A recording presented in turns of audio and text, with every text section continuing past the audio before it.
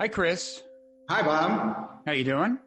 So far, so good. How about yourself? Are you sure you mean that? We actually had a certain amount of tech trouble before this. I really am not sure that we're starting this conversation off on an honest note. No, you're fair enough. But I think so far, so good. It's more of a statement of process than of status, you know? Yeah, I think if we look at it not that way. Prematurely to anything. Yeah, I think. No, you've won me over to your way of looking at it. All right, score one. Let me introduce us. I'm Robert Wright. This is The Wright Show, available on both streaming video and via audio podcast. You're Chris Lehmann, the quite new editor of the venerable New Republic magazine, or magazine is the word we used when I was at the New Republic, longer ago than I care to remember. And so I wanted to talk to you about, first of all, being the editor of the New Republic.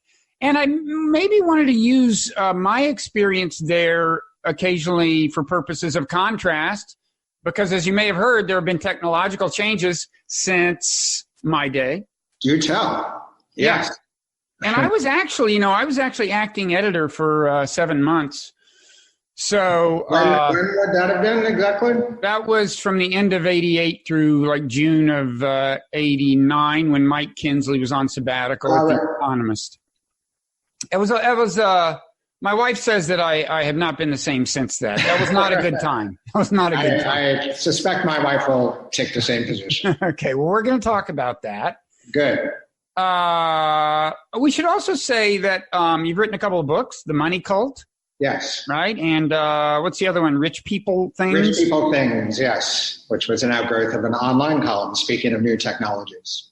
You were the editor of the Baffler. I was. So this is your second editorship. Technically my third, because going back to the mid-'90s, I was editor of In These Times as well. Whoa. I do want to get into ideology, and that certainly positions you as a man of the left. Fair enough. In these times, right? I mean, further left than the New Republic was when I was there. No, I think that is true. Which is not hard to be in a lot of ways. Also true. But, but yes, I think, obviously, in addition to technology, American politics has changed considerably. Quite so. Particularly over the last, I would date it from 2008. Ideas that were once, obviously, I think fringe on both, broad sides of the ideological spectrum have become less so. There are costs entailed with that. There are also new opportunities and frontiers. And I often tell people, who are perhaps taken aback by my intellectual background that, going further back in the New Republic's past, I will say this may not be your father's New Republic, but it might be your great-grandfather's New Republic. Henry Wallace. And further back than that, Randolph Bourne, John Dewey, people who were very much part of a small d democratic left when it meant something very different, than it does today. But my only point there is a left lineage in the New Republic. It's just not the one we tend to think of. Absolutely. No, it's been a number of places. Of course, founded by Walter Lippmann and I guess Herbert Crowley and maybe somebody else in 1914. Yeah. And and has been back and forth and has been a very important institution. Absolutely. A lot of pressure on you, man. I'm not unaware of that. It is an interesting legacy. In fact, when I was in graduate school, the seminar room where my history department was, for some reason, was lined with all the back issues of TNR. Really? And I sort of couldn't stand whatever monograph I was then reading on shoe manufacturing in Western Massachusetts. I would go and page longingly through the back issues of TNR and feel like this is where the action is. So it is odd that I wound up in this position. Yeah, we had all those in the editorial where we had our editorial meetings when I was there. Do they still have them? Do they still have the physical bound volumes? Yes, they do. Up in the main office, which is now in New York. They I assume moved them up from DC around the time that the Chris Hughes purchase happened. Chris Hughes did move them from DC. Right. Yeah. And he, of course, they're still there. We're actually reviewing them now because we're in the process, among other things, of embarking on a redesign of the magazine. So we're using past versions of TNR as key reference points in that project. So the physical magazine is going to continue to be an important thing? Absolutely. I'm a print guy from way back, both because I'm old and because I'm a nerd. And as Pascal said long ago, all the trouble in the world stems from the inability of a man to sit alone in a room. And I usually put a book in that hypothetical person's hand. So yes, I do think print it's never going to go away. And I think it's, in some ways its intellectual value is waxing. I think there's a greater demand as we're flooded by kind of bitlets of information and quick takes and instantaneous experience online for context, for I don't have to tell you, since you've been interested in evolutionary psychology, like the narrative impulse in human beings is pretty hardwired. So I think there will always be a place for print, certainly for longer analytical, argumentative journalism. So before we get into further into this question of kind of how you're looking at the future of the New Republic, tell us a little about yourself. You in an email disclosed that you're from the Midwest. What part? I wouldn't lie about a thing like that. I'm from Iowa. Iowa. Whoa. Which is a part of the country you tend to see a lot around this time of a campaign cycle.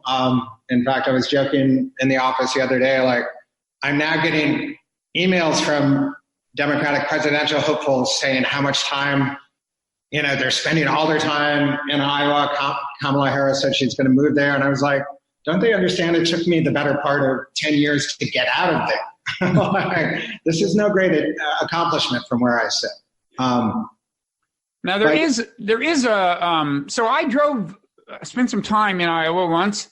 I remember a lot of rural territory. Were you? Fair enough. What kind of family were you from? And also there is a progressive strand in Iowa. Oh yeah, you probably remember from your time in TNR. At any given moment, Iowa would generally have the furthest right wing and furthest left wing senator. There would be Roger Jepson and John Culver and Chuck Grassley and Tom Harkin. That tradition goes far back. There is before the term populist became an epithet under the present administration, there is an honorable rural populist tradition that is about empowering small producers and fighting back against trusts and big corporate interests. And that is to answer your question more specifically, Davenport is the third largest city in the state. So by Iowa standards, it's a metropolis. It's about 100,000 people. It had formerly been the farm implement manufacturing capital of the world, with John Deere across the river in Moline, International Harvester, Caterpillar, Alcoa, all had major operations there if they weren't in fact headquartered there. And it was laid low by the Reagan farm crisis, which of course was an outgrowth of the S&L crisis. So there was a very direct sense in which I saw, I was only in my teens, so if that. And but it is true. I was back there for the first time in about 25 years over the last holidays, and Davenport is now sort of the riverboat gambling capital of the Upper Midwest, and there are a lot of socialisms associated with that. And every day, my sister and I would drive by a billboard in downtown Moline that had the legend, need holiday cash, turn in a drug dealer, and would give a 1-800 number. So that is a sort of... But they paid bounties? Yeah. for meth and any sort of drug dealer. But there's a lot of meth, lots of opioids. So it's a story of it's a small piece of the larger story of post-industrial. Was your family progressive, or are you rebelling against your family? No, I am not a rebel. Both my parents were sort of traditional.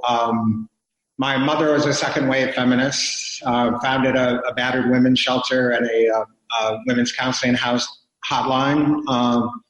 And my father was sort of traditional post-war liberal, active in civil rights and other things. So yeah, that was also a weird.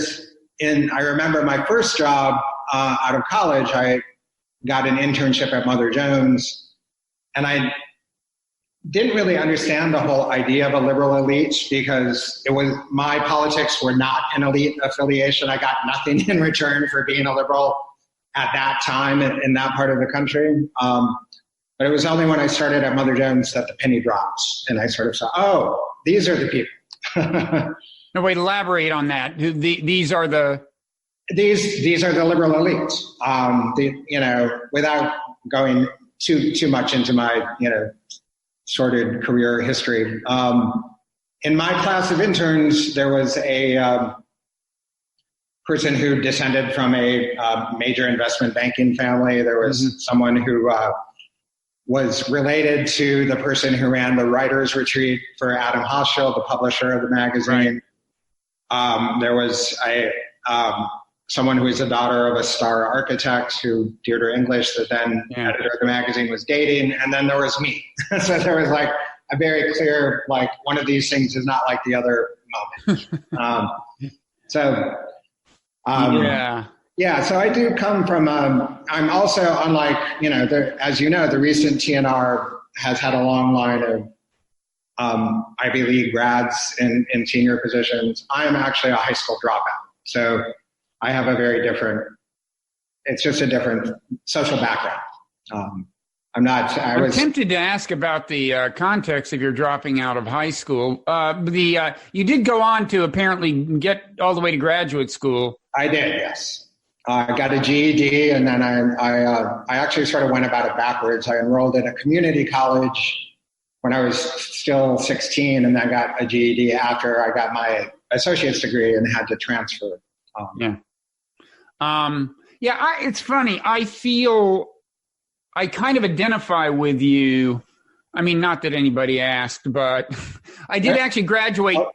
I did actually graduate from Princeton, but I transferred there from TCU. Where did you grow up? Texas? Well, my father was in the Army, so he grew up all over. But my parents are both from West Texas farm families, Southern Baptist, and nobody. I was the first. I was like the fourth child and the first sibling to graduate from college. Right. So I don't know. I kind of relate to that. So did you did this shape your? So do you identify with that part of Trumpism, the resentment of liberal elites? Well, yeah, and at some level, I went to graduate school with Christopher Lasch, who wrote The Revolt of the Elites, which Steve Bannon, in my view, very, grossly distorted and cited as a major influence on him in the Trump movement. I do have a suspicion of wonkery of the idea of an expert class that can kind of, in an enlightened way, engineer our ways out of our social problems. I think we need movements. We need ordinary people to feel included in a very direct way, that they have a stake in society. And we have drifted away, I think, from that model of politics. That's why I do, even though the term is embattled right now, I consider myself a left populist in that sense. Okay. Now I'm going to pause to ask you if you can tilt your camera up or something so that we can see the, exactly, like your eyes. Right, the top of my head. Excellent. Okay, so, when somebody takes over an esteemed publication like the New Republic, people ask them, like, what are you going to do with it? And this happened to you, I don't know, 5 months ago or something? How long is it? It was a staggered process. I took over on a consulting basis in late January. There was sort of an ongoing search for a permanent editor, and eventually I became the subject of that, or the whatever. You pulled a Dick Cheney. You pulled a Dick Cheney. I know, that's what he was in charge of the vice presidential search committee or something, and he said, right. I've got an idea. How about me? Right. He put himself forward. I never did that. I'm a Midwesterner. I would never do that. You would never do that. No. But it did work out that I got the gig permanently and started officially in that capacity in April. So yeah, it's still new. And so anyway, people ask you this, and you should by now have a stock answer, right? That's like road tested to like sound good. Yeah, I'm still working on it, to be honest. I'm not exactly facile with talking points. Bullshit? You're not good at bullshit? Well, it depends. If we're drinking and the night wears on, definitely. But no, part of my talking point is what I was saying earlier. This might be your great grandfather's New Republic, and the urgent issues that called the magazine into being when Herbert Crowley and Lehmann et al. Founded it haven't changed in a fundamental way. They were exercised about how do you make a burgeoning industrial capitalist economy more democratic?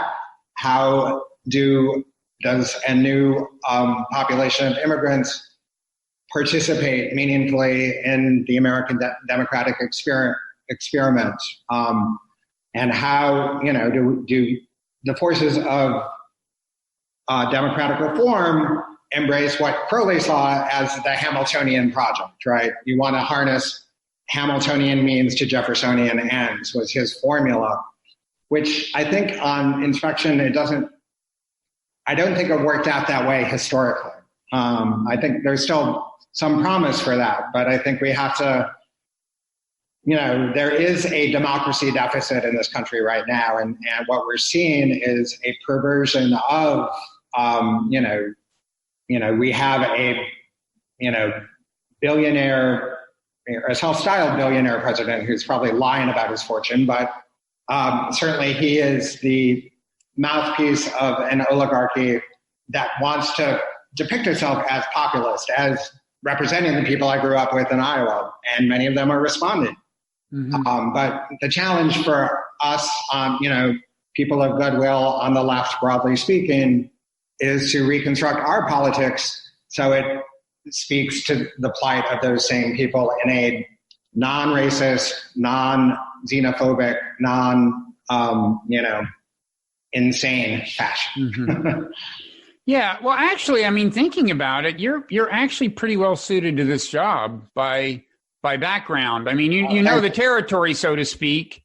Yeah. And let me ask you a question that I hadn't actually planned to ask you, but what do you think of the way the, quote, resistance has been handling its business, to the extent that it's possible to generalize? Of course, lots of people have said they're part of the resistance.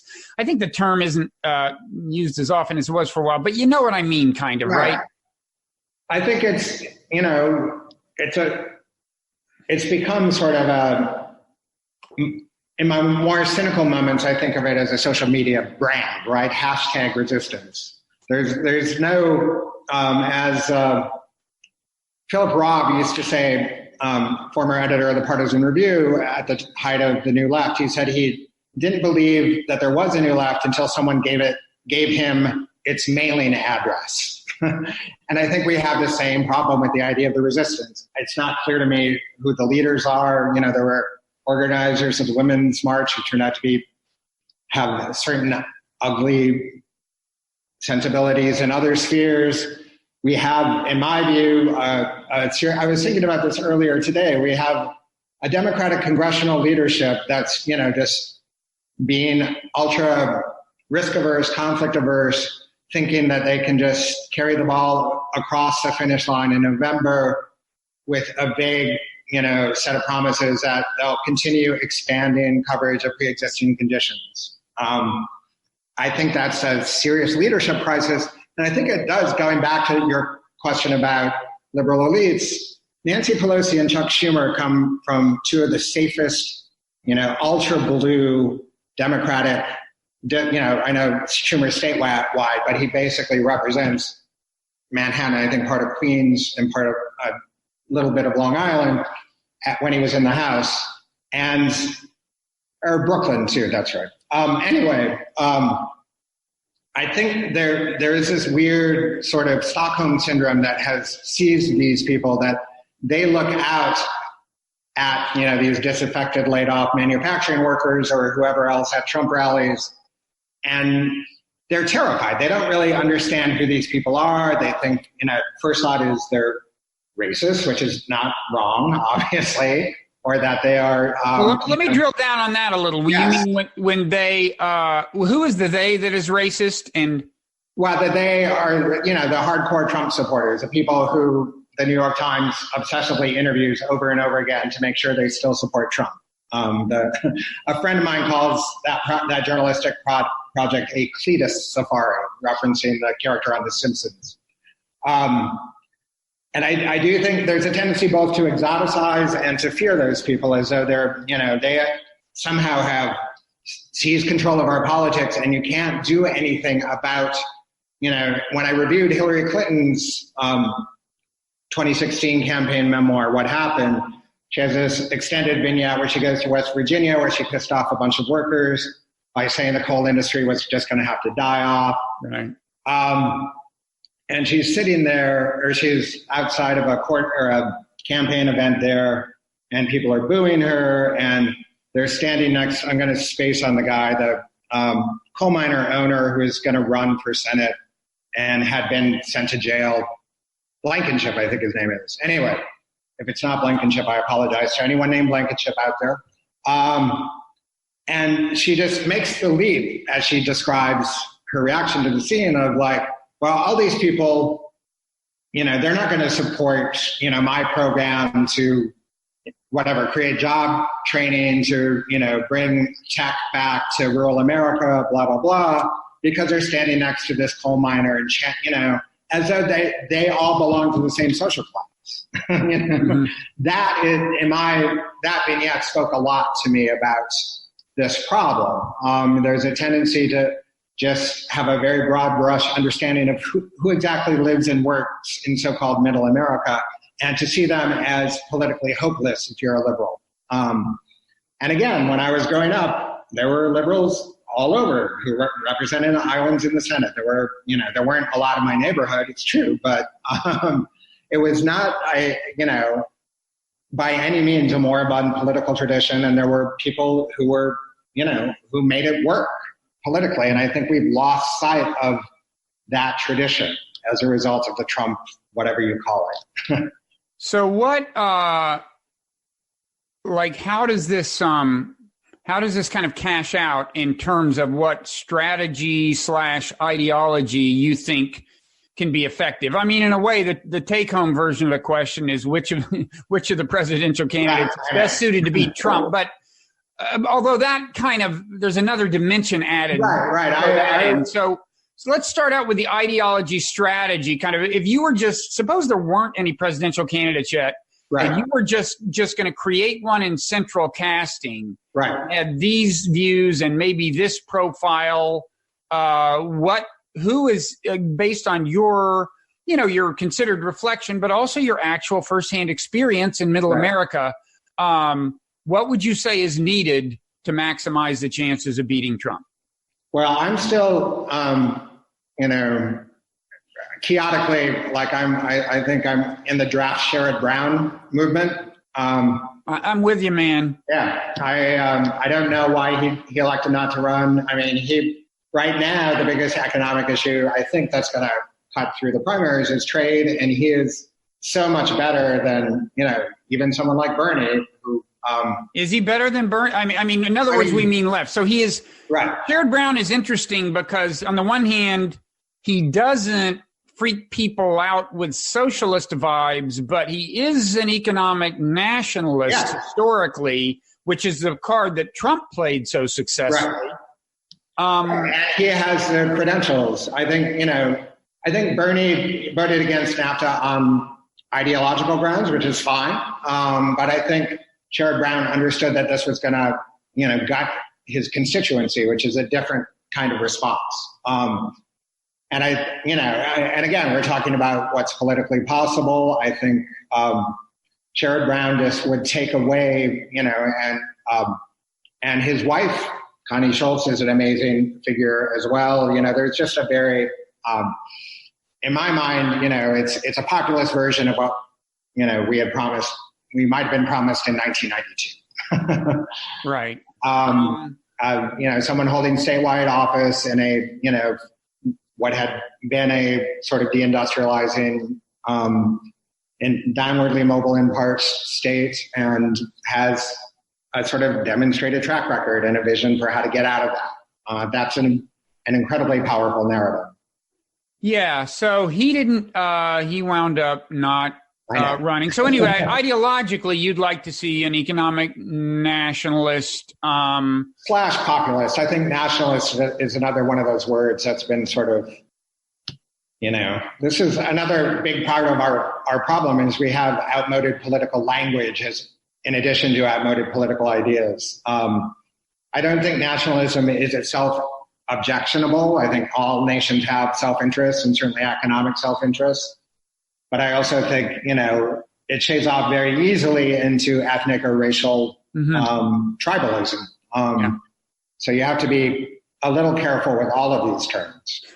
There's also the fact that in principle, you can use something like NAFTA to actually pursue with sufficiently strong labor provisions. You can imagine using a multinational trade agreement to actually pursue the interests of workers.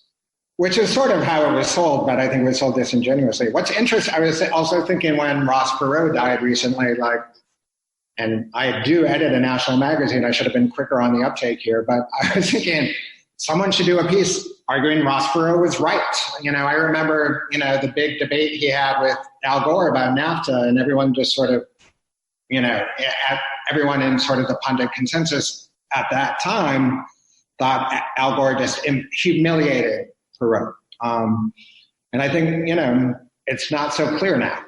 It's funny. I didn't think it was so clear at the time, but that you're right about the consensus. I watched the debate, and I wasn't on Perot's side particularly at the time. But no, I wasn't either. I thought, but I thought so. I was kind of rooting for Gore, but it wasn't clear to me he'd won. But then everybody said he had won, and the rest is history. And in those days, we had said we'd do a little contrasting with the past. In those days, elite consensus was almost a more definite thing and a more influential thing, and something easier to wrap. It's like you could read what 5 columnists said the next day and go, okay, that's the elite consensus, and it's more complicated now. Yeah, obviously organs of news gathering and opinion have multiplied exponentially, and I do think, the Iraq War happens, the 2008 meltdown happened. Objectively, there's not a great deal of cause to instinctively place your trust in these people. Well, let me ask you about that, because on that debate, I was on the right side, I'm happy to say. Virtually nobody at the New Republic was. Now, I had drifted away. I had left the New Republic. I guess I was still a contributing editor, so it wasn't the milieu I was any longer in. But I was writing regularly for Slate. But almost everyone at Slate was also for the Iraq War. I gather that if you compare the New Republic's foreign policy, pre-Iraq War foreign policy, dating back certainly to the time I was actually there physically in Washington at the New Republic, you compare, to the extent that I can read the tea leaves, the foreign policy ideology of the New Republic that you're running is appreciably different. I think that's fair. It was almost crypto neocon at the time when I was there. Right. And sometimes not so crypto. They let me write what I wanted to write, but the drift, it was like Marty Parrott's the owner, exerted a lot of influence on that. And Mike Kinsley, the editor, would give him a certain amount of, leeway. They would, but it was kind of a very hawkish, and all the way up to the war, supportive of the war. What's your foreign policy? Well, I think this is another sphere in which, events have overtaken ideology. Like I just assigned a piece on the death of the twilight of the neocons. I was struck, obviously, I at least can't identify anything you would call a Trump doctrine. I don't see correspondingly much. I'm sorry, I didn't hear you identify what? Much in the way of a Trump doctrine on the right. It seems, trade is an element, but it's far from coherent. And, there are all of these sort of, it's a reality TV model, I think, of foreign policy over there. And there isn't a lot more coherence on the other side. I think Democrats, there's a lingering humanitarian intervention position from the Obama / Hillary / Samantha Power regime, but there's, not much consensus there, especially as whatever.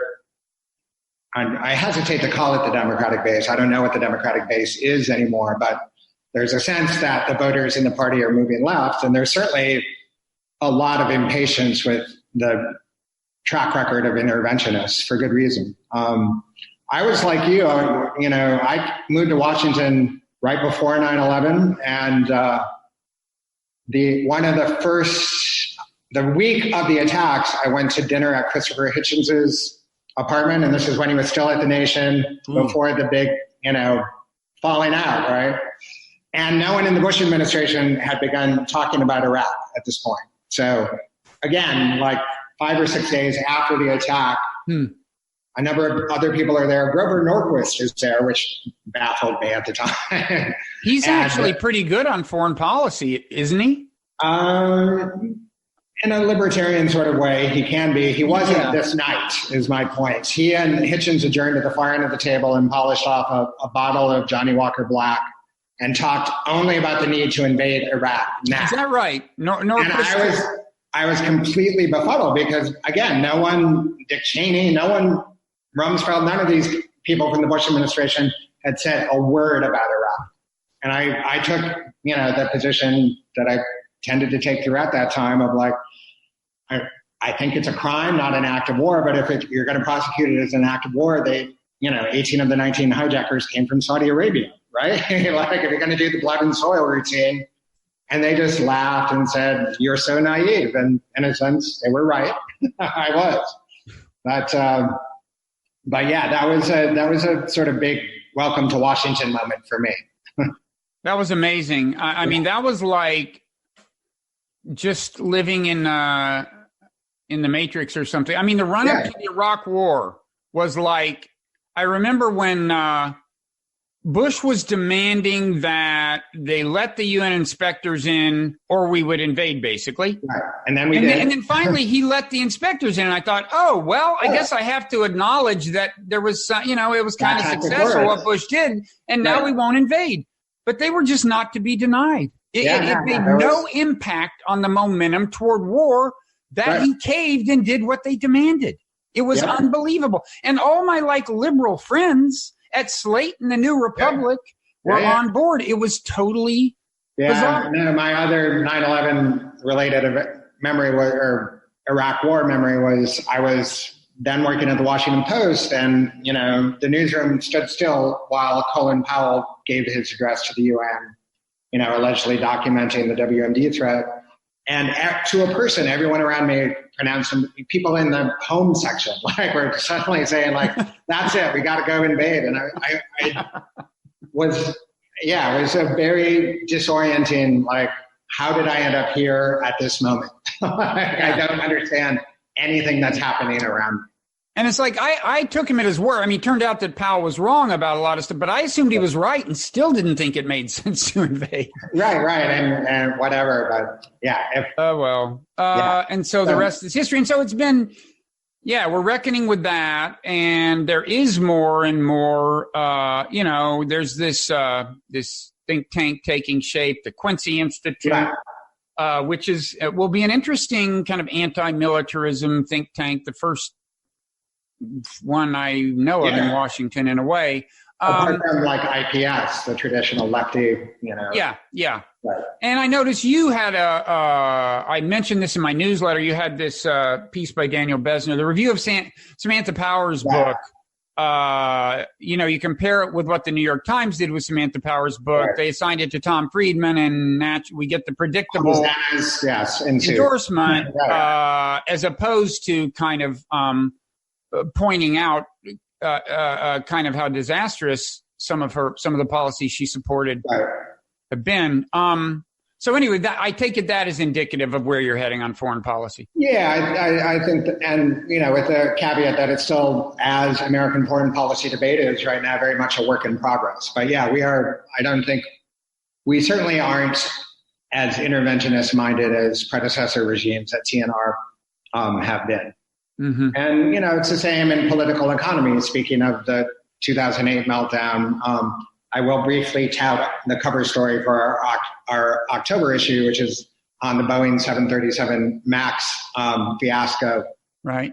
And it's a very deep dive into the history of the management culture at Boeing, how engineers got sidelined, how it became a sort of holding company for return on net assets models of investment, as opposed to sort of considered, put a plane together, take it back apart when you find something wrong and fix it.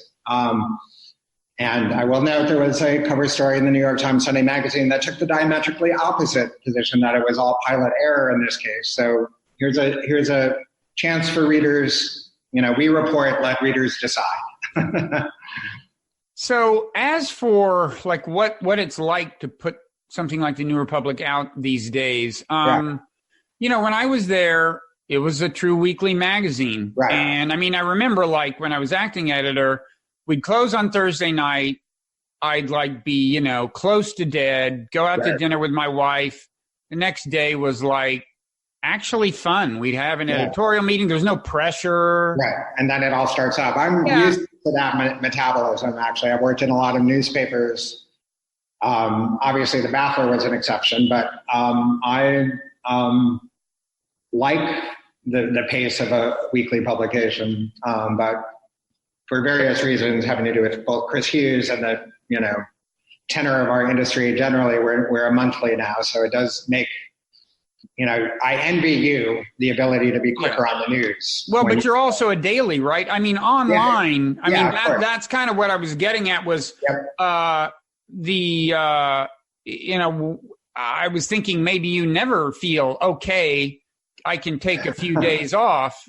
It can be hard, definitely, but it's also exhilarating. And we have, it's the nice thing is you and I are older, but there's a generation of journalists who are just sort of digital native and understand, the metabolism and pace. And, if anything, I want to kind of strike as I was saying earlier, I think there's a great interest in more textured, nuanced and considered writing than you typically encounter online. So I'm trying to make if it makes sense to put it this way, our online presence more magazine-y. So you're doing, traditional magazine features that just happen to be on the web. Right. We'll see how far we can go on that path. So,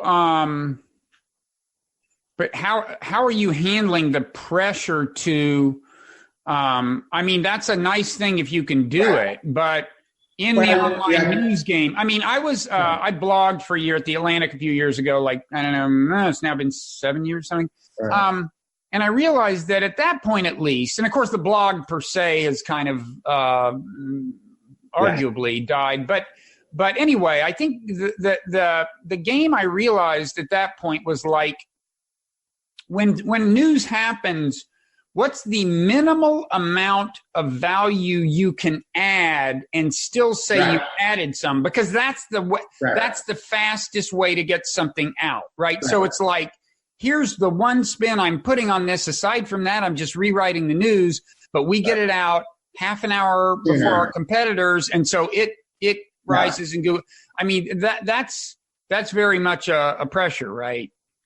Yeah, but there are also in my mind, obvious sort of red flags along that path. There's a certain publication across the Potomac with the initials Politico that had the slogan "Win the morning." I don't want to win the morning. I want to anything I say here is going to sound pretentious, but I want people to think differently. I want to win brain cells, and I want people to not feel inundated. I want them to feel like there's, sort of a voice that is in their head that is not making them crazy. It's reminding them, of certain, again, Crowley-esque, themes of what we're doing now. We want to, make, a political economy dominated by digital monopoly more democratic. We want to figure out how to make trade something that benefits, more than the 1%. These are living political questions that we want to address. We want to address the news cycle, but with those larger, whatever you want to call them, mission statements or themes guiding what we write. So we'll see.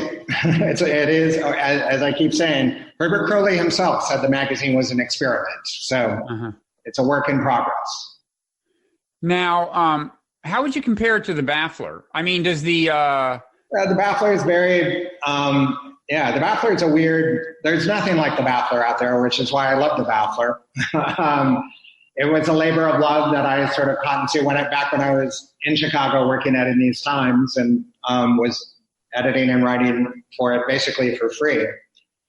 And, it came out of Gen X discontent. It was informed by a punk rock sensibility, and still in many ways is. It's gone on to do a lot of really ambitious, important stuff that I'm very proud of. But it's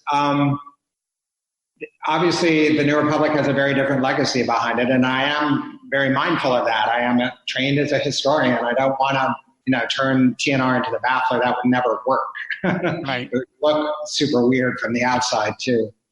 But I do think, the Baffler did revive a certain kind of spirited cultural polemic that I think can have a home in TNR. That some of my favorite TNR pieces are in that vein. Stuff actually that you've written, that Jim Walcott has written, that,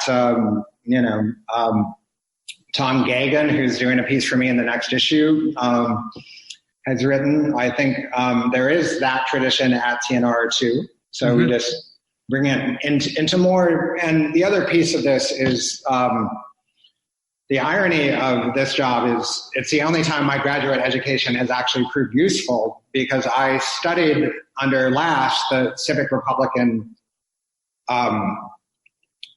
revisionist thesis in American history. And that is very much what Wynn McCormick, our present donor, is very much engaged with. He writes a monthly column on the Civic Republican tradition and how it fits into the debate of the Green New Deal, or how it fits into the larger debates about the future of liberalism. And that is, I think, a very distinctive, it's definitely different from the old TNR, because Alexander Hamilton is not a hero in that tradition. But I think it's a very strong, recoverable intellectual tradition I'm eager to see the magazine inculcate and extend. And what about kind of the tone of the magazine? I mean, you go back and read the early New Republic, and it's so high gravitas and somber, and it's like, Walter Lippmann making these Olympian pronouncements. Then you go up to the Kinsley era, and it's almost like a cerebral version of the David Letterman show. That's carrying it too far, but there was a common kind of almost postmodern meta sensibility about the New Republic then. And it was, it was funny. Mike was a very funny guy. Oh, sure. And it was very tart and pointed in its criticisms of, like, we had a lot of fun making a lot of fun making fun of George H.W. Bush and so on. Yeah.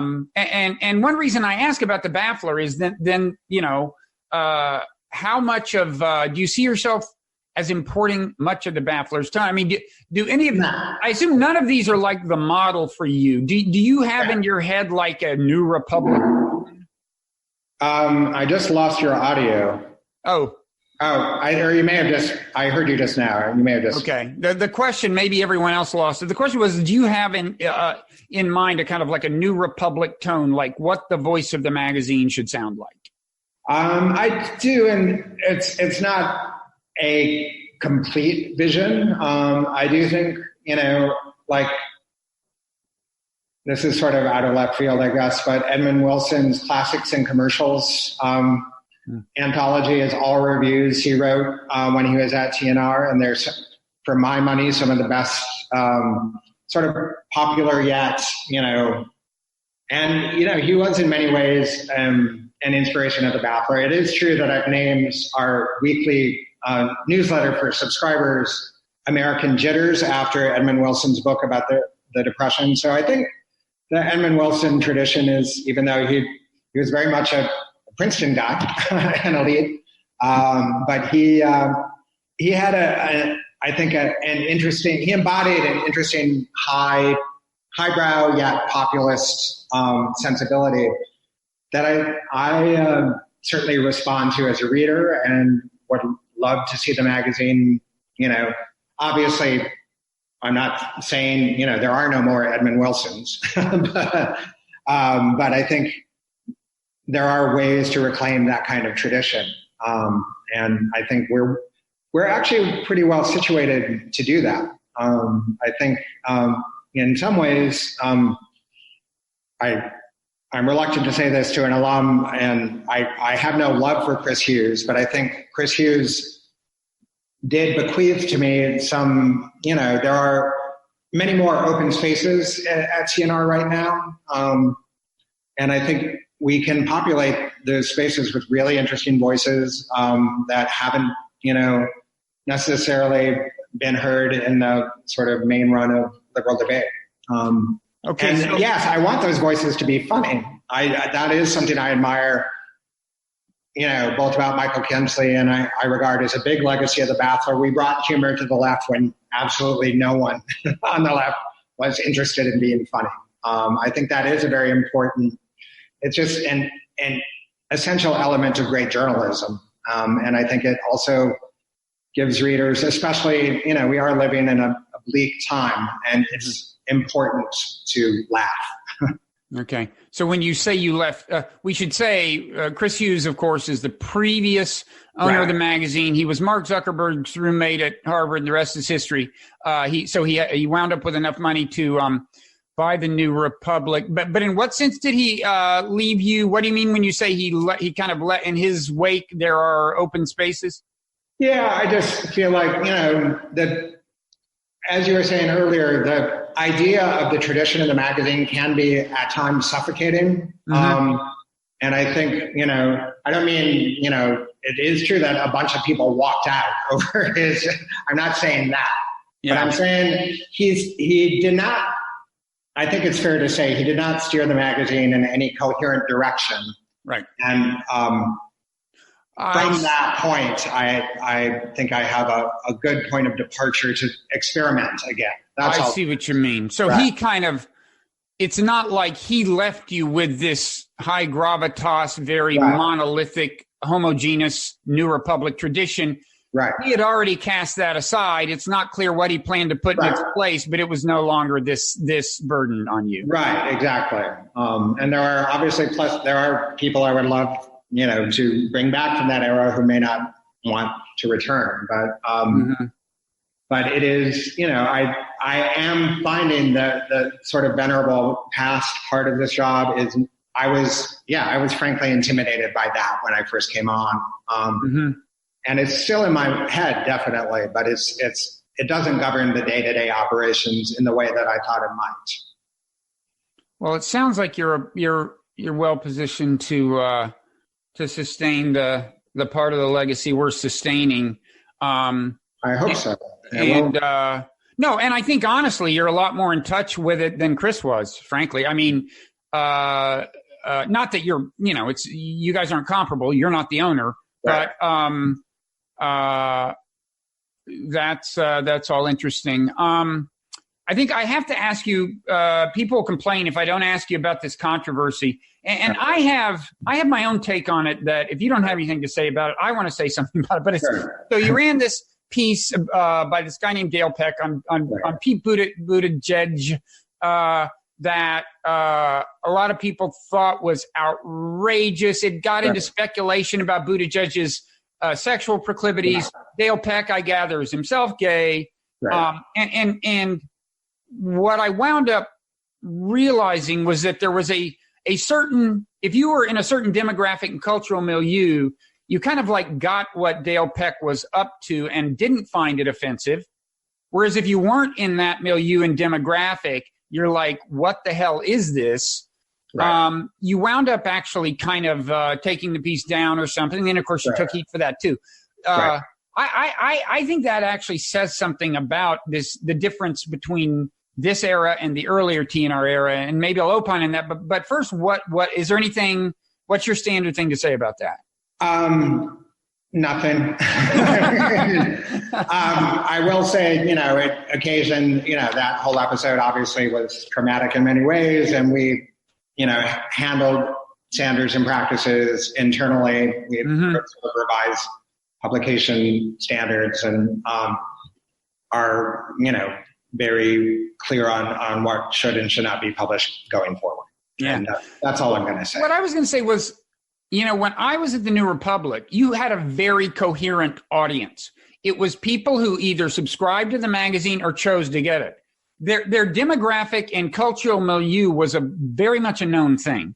Right. Whereas when you put something out on the web and it could get picked up by any sector of the universe, any demographic sector, any ideological sector, and they could wind up making a big deal of it. So it's like, and that's just a very different world to be in. And as you know, a more complicated one. That is certainly true. And that's what we've learned. Yeah. So, okay. So finally, I said, you don't have to get into, which presidential candidate embodies your ideas about the ideology that's best suited to carry the day against Trump, or the ideology that you most want to carry the day. But are you saying anything about which candidate or which candidates you think are either ideologically laudable or politically problematic or anything else? TNR institutionally? Well, either one. I mean, what is your view? And also, now TNR, that's an interesting question. TNR dropped the editorial before you got there, right? Yeah. And it's a monthly magazine now. It doesn't really feel appropriate to the rhythm of a monthly magazine. We've discussed whether we wanted to bring it back, and it was briefly revived under John Gould. It's complicated. I understand, I guess past regimes endorsed both Al Gore and Joe Lieberman. And I kind of feel like that, again, came out of a different time where people did expect TNR to use a term I don't like, a thought leader, a journal of opinion that was going to tell people what to do and think. I think, it behooves us right now, especially in a really unstable and disorienting political moment. I don't think we're going to put all our chips behind candidate X or Y and say, this is the road to salvation. It doesn't feel like it's more than whatever is involved with our reputation and name. It just doesn't feel like appropriate to this moment. I feel like I would be lying to myself if I were to say something like that. You know what I mean? And you don't want to talk about your own personal favorite or least favorite or anything? I really don't have. Like I said earlier, I'm in the draft Sherrod Brown camp. I think, Sanders has productively moved the conversation in really important ways. I'm not sure, it's a very different field than the one he faced in 2016. I think Elizabeth Warren has, really good ideas, and, some that aren't so great, I like Mayor Pete as well. I think he's actually rhetorically said some really good stuff. I think he's weak on healthcare policy and other stuff. So yeah, I don't really have, that's why I think the first rule of journalism is to tell the truth. And, the truth I have to tell about this campaign is I don't know. Have you done the draft Sherrod Brown piece? No. You want to write it? What?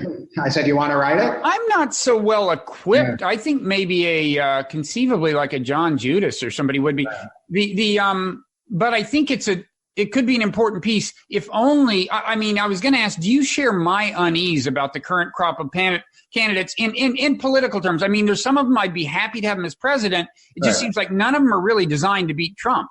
And if nothing else, a kind of a draft Sherrod Brown piece would be a way of discussing that issue. Right. To get it, out there, even if it doesn't result in drafting Sherrod Brown, it might make more candidates a bit more like Sherrod Brown. Right. So this is the thought I leave you with, and I'm not going to charge for it. All right. My consulting is free. So tell me, as we say goodbye to our audience, is there, we mentioned your books. Yeah. The Money Cult and Rich People. What about, do you have a Twitter handle? I do, at LehmannChris.com. LEHMANN. Chris. And I'm at Robert Writer, by the way. And any other web properties aside from TNR.com? And of course, they should follow TNR on Twitter. Yes, absolutely. There's a TNR Facebook account if you're into that version of digital monopoly. But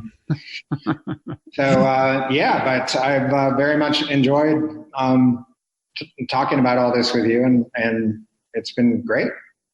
Yeah, no, I'm pleased with what I'm hearing. I'm optimistic about the future of the